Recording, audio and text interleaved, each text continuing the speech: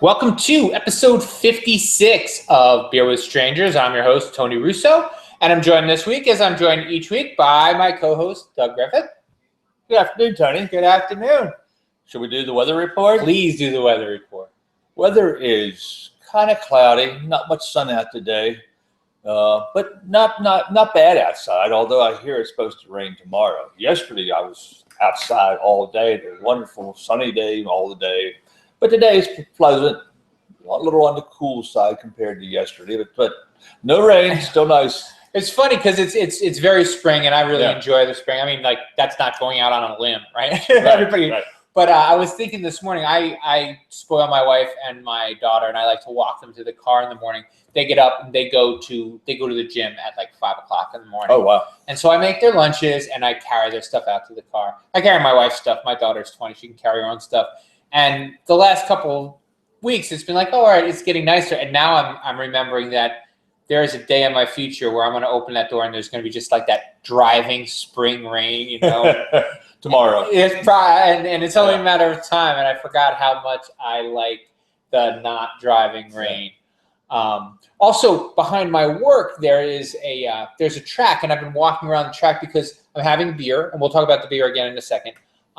But I'm still trying to lose weight, but I would still like a beer. So I've been walking around the track, and that's the other thing I was thinking, that I have to bring an umbrella now and be that maniac out walking around the track. I walk just a little bit, but just to I call it paying for. Anything to keep you moving. Absolutely. Yep. I call the calories. I like beer costs a lot. Beer is an expensive. It's not expensive to purchase, but calorie wise, it can be expensive. Yeah. So we do what we can to keep it off. And so, speaking of which, we have a guest. I'm pretty sure he may be joining us. I really hope. His name is Ty Kreis. He works for DuClaw in Baltimore, and he was supposed to be our guest last week or the week before, and I forgot him because I had an assignment and I had to cancel the podcast at the last minute. But we've spoken. He's still down. His feelings weren't hurt, and he's looking forward to being on the show. But for any of you that have seen any of the past episodes, you'll know that sometimes I'm not really great. We need a producer. I was talking to Doug. If anybody out there wants to be a producer, you don't have to be here to produce this show. That's an important distinction. But if anyone would like to be a producer, please email us, reach out, click on below, and message us and say, hey, yes, we would love to be the producer of this show, because I'm really crappy at it. I can barely get here on time, and being the guy who's supposed to book the guests and then run the show is very hard for me. So I'm actually going to, maybe I'll put something out on Facebook too, saying we're looking for a producer, and I'll make them the producer of Beer with Strangers, and that will be their credit. But anyway, so let's start off by talking about the beers and see if our guest shows up. Oh, all right. So and now what do I have here? Beer is food too. Beer is food. This is one of the all grains we did, I guess, a couple weeks ago, and we split it up into two batches, added different yeast, fermented it. One with Windsor, which is a Lallemand. I think it's Danish. Lallemand? Lallemand. Anyway, Windsor and Nottingham. Two very popular yeast. Nottingham ferments cleaner, has less of, it's just cleaner tasting, less of the esters that are produced. But I think the Windsor is more complex. It has more flavors, doesn't attenuate quite as much as what the Nottingham does. And I think the main reason that I like the Windsor better is it's not quite as bitter as what the Nottingham is, but there's other flavors in there that you get that you don't have in the Nottingham. And the Windsor, like I said, is a little sweeter, so it just covers some of that bitterness up that you would have otherwise. And while we're on the subject of yeast, I brought this up for a particular reason. Excuse me, beer. I was speaking with Sean. I went to Pork in the Park here in Salisbury, which is an annual barbecue festival. And you guys had a tent set up. How did you do? Did you get any attention? Anybody come by? We got a bunch of email addresses, which we just put in today. So the next time we send out a constant contact, everybody who added will get to the next edition. So that's but they won't let us serve any beers, which is unfortunate. Right. But, the Maryland laws are strange, but fortunately for good beer, they put us off in a separate section, and they have to get a different permit for us. Right. But, yeah. With Pork in the Park, that's not an option. So. I wonder if maybe in the future you could work something out with Lori at Third Wave where they'd serve like Dawn Patrol or whatever. What do they call it? Yeah, Dawn Patrol, right? It's serve Dawn coffee Patrol. cream stout. Right, Yeah. and say, well, if you like this, you should try. Yeah. But I guess they're not going to also. I guess the distributors aren't going to want you giving away Free beer next door to where they're selling it. And not only that, I don't know if you saw this in the news. This was kind of breaking. I didn't get a chance to put it on there. They popped a distributor in Boston in Massachusetts for strong arming, like pay to play. Oh, really? Yeah. One of the largest craft brewer distributors in Massachusetts looking for kickback. Yeah, they were looking for kickbacks, and the court papers weren't available, I guess. But the investigation just came to light. So they said it could be one of two things. They said they could either be making the restaurants give them money to make sure they get the beer they want, or making restaurants take beer they didn't want in exchange for beer they do want. Right.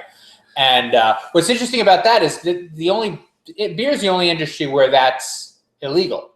Like for instance, my dad worked for Pepperidge Farm, and he'd be like, yes, if you want the white bread, if you want the cinnamon raisin, you have to buy 5 cases of white.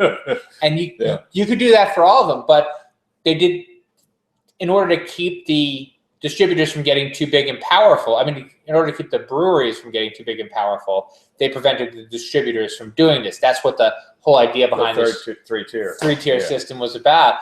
But you'd never. It's interesting that it reached the point where the distributors are doing it. Yeah, and with craft beer, because they have the access to craft beer. The craft beer can't, in many cases, do the distributing by themselves. So that's thing number one I wanted to talk about. But I'm sorry, I was mentioning at Pork in the Park. Yeah, I was wondering Pork in the Park. We were there Friday Friday and Saturday, and Friday was very, very windy. First 2 or 3 hours, we opened up at 4, and it blew until about 6:30, 7 o'clock, and then settled down. It was a fairly nice evening. Saturday wasn't blowing, but it was a little cool, and then late afternoon it started raining, and it rained and rained and rained. Yeah, I was glad that I didn't laze out, because my thought was that I was going to go on Saturday, and then I was like, you know what, let's just get this. Oh wait, no, I did go. I went on Saturday before the rain. Yeah.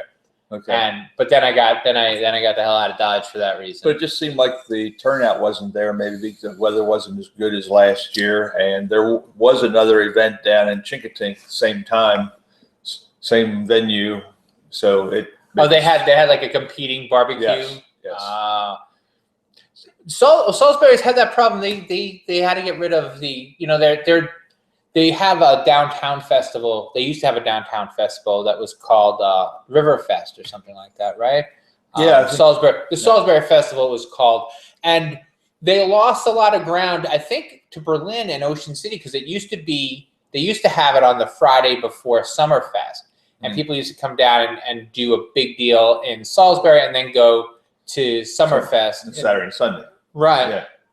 And then Berlin started doing something on that Friday.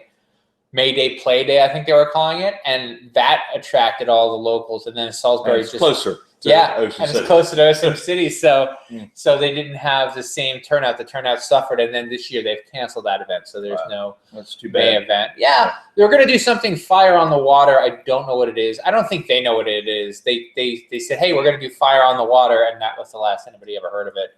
It's a Salisbury Chamber event. That brings up visions of throwing gasoline and it's literally setting the water on fire. But the reason that I went there was because I work for the paper and I wanted to take some pictures, and I got a nice picture of Sean and Ned standing together, and we were talking about something that I recently heard about yeast, which is finally bringing it around. I'm going to take a sip. So you may have heard, I'm sorry, I don't know how much you know about this. I don't know how much you know about this. So quick up to date. Foods have to be marked natural or artificial flavors. And there are lots of interesting ways to get flavors you wouldn't consider natural listed as natural. But a lot of times you still have to put in artificial flavors to get the flavor that you want. Okay. A good example is vanilla. The artificial vanilla and real vanilla are exactly chemically the same. It's the vanillin molecule is the same. The artificial one and the natural one are the same. But if you use a little bit of both, you still have to say it contains artificial flavors. So for years, they've been looking for a way to get to artificially flavor things and not have to put in artificial flavors. Market natural. And so they can market natural. Yeah. Enter genetically modified yeast. Okay. So they are already, and with some success, changing the yeast profiles so that they can get different flavors out of different yeast. After fermentation. After fermentation. Yeah. And one of the one that stood out in my head that they mentioned was coconut, because I thought that would be, I can't imagine what'll happen if this yeast gets out to the home brewers. I don't, what kind of really interesting kooky beers we're gonna do. I would drink a coconut beer, a coconut saison maybe, you know, something. And the thing of it is that the yeast creates the flavor and then dies, and it's not included in, you know, and they can filter it out. Mm-hmm. So not only don't they have to mark it as artificial flavored, if they have yeast making coconut flavor, they don't have to mark it as genetically modified, because the genetically modified organism isn't in the food. They filter it out, right? They filter it out. Yeah. And I've got to say, I still think that's pretty cool. Yeah.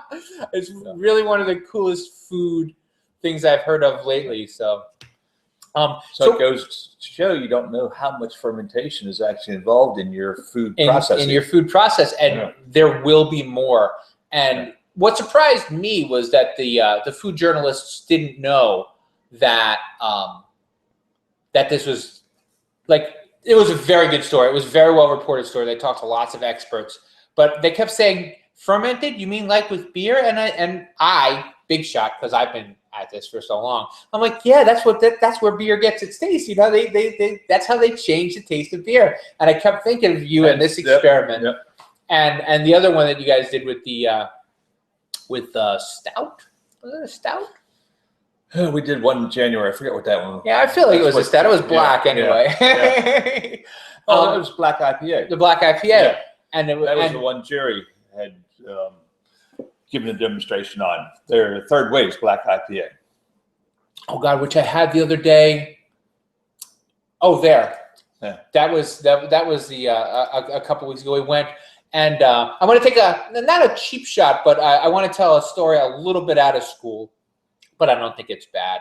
I went and I had they have a third wave, which is our friends. They're here. They come on the show. They're always nice to me when I go there. And they're making good beer. And they're making fantastic beer. In fact, you got one coming in a bottle that I had a big reward for yourself. I feel like I had a sip of that when they put it out, but I don't think I had it. I don't think I had the Cascade. We're talking, of course, about their Big Barrel series, where they make a regular beer that they make, and they barrel some of it. But then it's limited quantities because of the barreling. Right. And they're going to do this like every month. Did she say every month? I don't know. It's every month or every quarter. I didn't have the courage to put it in the papers every month. But did you taste it? Yes.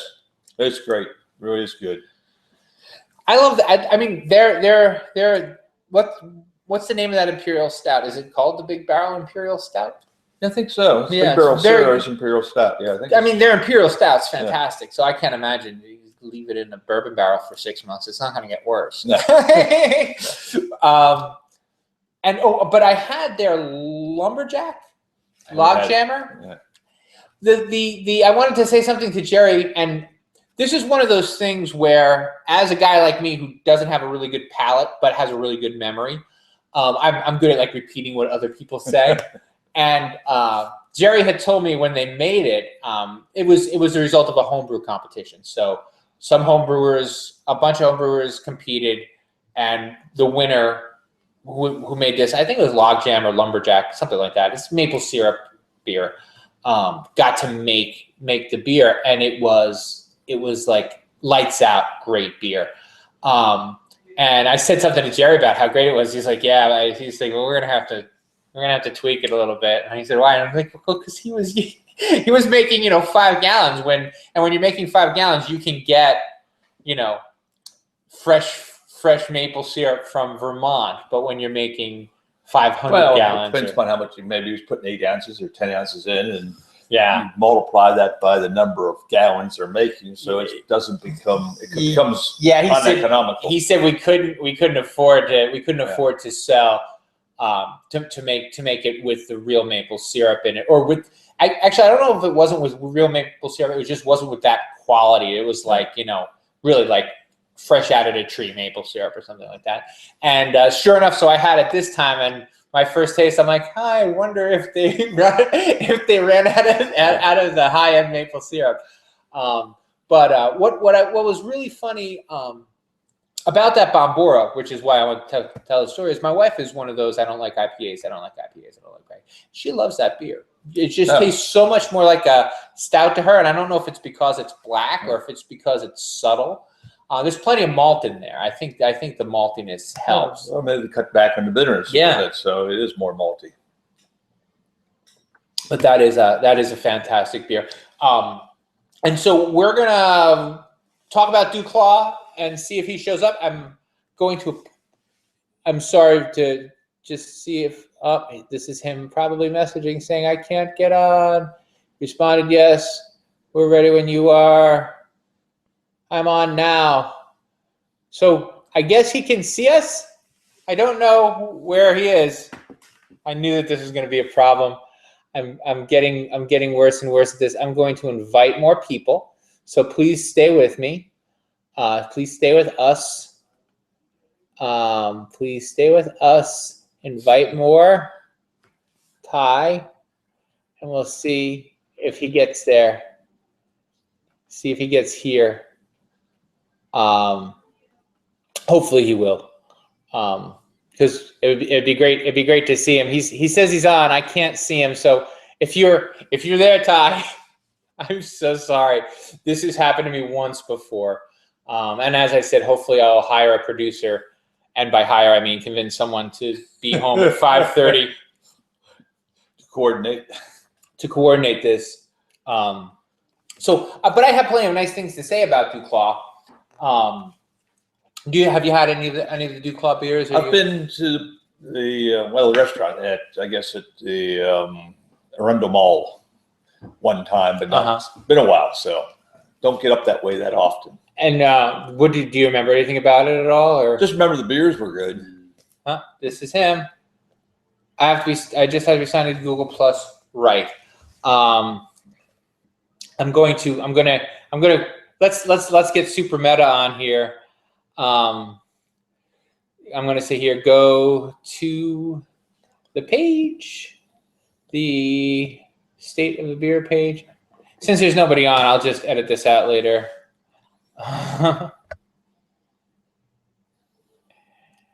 And click on the post. See if that works. We're gonna have a little bit of a longer show this week. I think. I feel bad for this poor guy. So, in the meanwhile, we can talk a little bit about. Have you spoken? Are you going to start a Laurel Homebrew Club? Have you? Yes, we hope to. We've talked to Abbott's Grill, and probably will start in September after the summer. Yeah. We're just trying to determine what day it's going to be on. Mm-hmm. Probably will be a Wednesday, but we don't know which Wednesday yet. So. Well, and also I want to plug an event that Doug and I will both be at. Oh wow, Deja Vu! This is the second time. Awesome. Hello. Not only is this the second time we've done this with the Deja Vu bit, but this is the second time this has happened. You can click on join Ty, if you'd like, and see if that works. I will try sending you another. If you click on your invitation, it might bring up a screen. It might be behind your browser instead of in it. But there should be an invitation. If you go to I'm gonna look here. If you go to the top right where there's a bell, on your Google Plus page, it might say you were invited to a Google Hangout, and there you are. I can see you. There you go. Now you're gone again. It'll say you were invited, and then I believe if you click on that, you'll have the opportunity to join. And we'll see. And he's back. Well, I can see that you're there. I just cannot see you, the person. And hide from broadcast. Present to anyone. Profile. That's me. I am so sorry, man.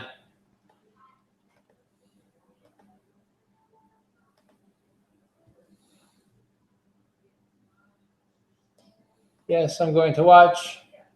Does that help at all?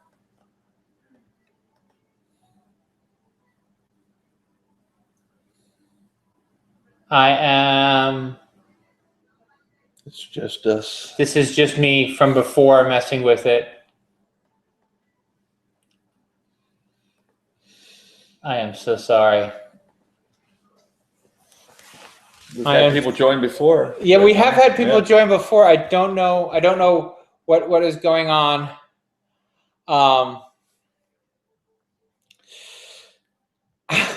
so sorry, Ty. This is the second week in a row. We'll do a separate interview. Okay, how about this? This way you get your life back, and we'll just finish up the show. I will do a personal interview with Ty later on this week, maybe tomorrow, maybe tonight. And we'll do a very special DuClaw episode. But what we're going to talk about was that they're expanding and doing well, and they've moved into, I think, the Cleveland area. Yeah, that was one of the cool things. They're getting big, and they could be the next big Maryland beer. I guess the biggest Maryland beer is that Flying Dog still. I guess so. Knock twice for yes and once for no, but DuClaw's making a big run is the point. And I remember there was one of the brewers was at the Good Beer Festival here in Salisbury 2 years ago, maybe 3, and he debuted the Sweet Baby Jesus. Right. And that was the other reason I wanted to talk about the homebrew competition, because I believe that was the result of a homebrew competition. And was hugely popular. And I remember the guy saying, it wasn't my favorite beer. You never know about those home brewers. Yeah, that's what all kinds of good stuff. And that's what he's like, when I first said it, I'm like, yeah. He's like, but we put it on top and people went bananas for it. And I think that was one of the very earliest, that was like at the beginning of the kooky beer revolution or whatever. You come up with some good combinations. Yeah. And we were talking earlier about the Lumberjack, which is another of a home brewers. The other thing that I want to pull up. Do you remember the name of you were voted the best beer in Philadelphia just recently? And it's just been a good month for you guys, and probably because you weren't wasting time watching podcasts or making them poorly, but rather putting out great beer for people to see and to have and to drink. So great things coming from them. We're gonna have to tack that on at the end, because I can't get him on, and I don't know why, and I don't want to keep you waiting. I don't want to hold you up. And so we'll just move on to the plugging portion of the show, and then sign off, and then I will give you a holler, Ty, and we will, I swear, work it out. I promise. And so for the plugging portion of the show, I'm giving a talk at the Seaford Library this week if you'd care to join, they're having a big fancy seafood dinner. I don't know, it's to support the library dinner. Okay. Yeah, you Good can sign purpose, up. yeah. Yeah, it's a good purpose, and it's cool. They're getting me to talk. So I'll be there, and I'll be talking about my last book, Eastern Shore Beer, and of course my forthcoming Delaware beer, which will be out about this time next year. And in that news also, if you're in the area on Labor Day weekend, I will be at Browse About Books with our friends from Dogfish Head, who are sponsoring a beer event at the bookstore. Oh, wow. And great. I gotta pat myself on the back whenever someone wants to hold a beer event at a bookstore or so. I get calls like this. I get called. They're like, "Oh, we need a beer guy." So that's kind of cool, and it's a little embarrassing because I don't know as much about beer as all the people I speak with. But I get the calls, so I get to go, and that's a lot of fun. You've been talking beer a long time. I really have. I really remember have. But 4 or 5 years ago, you came to Millsboro and I've about it at that point, and you've been doing it ever since. Yes, but I'm just repeating things. As I was saying before, I don't know if it's just stuff I remember or if it's stuff that I know. And now, do you guys have any classes left before the Got summer? a wine class, and I can't remember if it's Thursday or Saturday. I think it's next Saturday. So that would be Saturday the 9th? Yeah, but you can check the website to make sure. And you can check the website at extremebrewing.com. That's XTREMEBREWING.com or EXTREMEBREWING.com. That'll get you there. You can find the podcast. I mean, clearly you've already found the podcast, but you can find the blogs and things under everything else. And our schedule and the other products we have for sale. As well as the things they have for sale. And there's a cool shirt with Doug on it. You should get that if you're going to get anything. But other than that, thank you so much for joining us. My apologies again for the 3rd week in a row. To our soon-to-be, hopefully to be friend, Todd Weiss. I forgot. Ty Weiss. Ty Kreis. Sorry, Ty. The one guy who I know for a fact is watching, and I screw his name up 3 times in a row. But we will check you next week. And hopefully before next week, we'll have a special episode with DuClaw and all the fun things going on there. So stay tuned for that. I'm sorry. Last but not least, shorecraftbeer.com. You can check out my latest post on Rubber Soul, which I have in my head the opening date, but I'm not sharing it because I was asked not to share it until it's firm. For those of you who have ever opened breweries, the opening date is always yesterday. Because if you say you're going to open in the future, you're not. So you say we've been open for a day. But if you say we're opening tomorrow, you're not opening till the day after tomorrow at best. So I just called my wife, and I guess that means that the show is over. Thanks so much for joining us. I'm sorry again, Todd. Thanks, Tony. All right, bye-bye.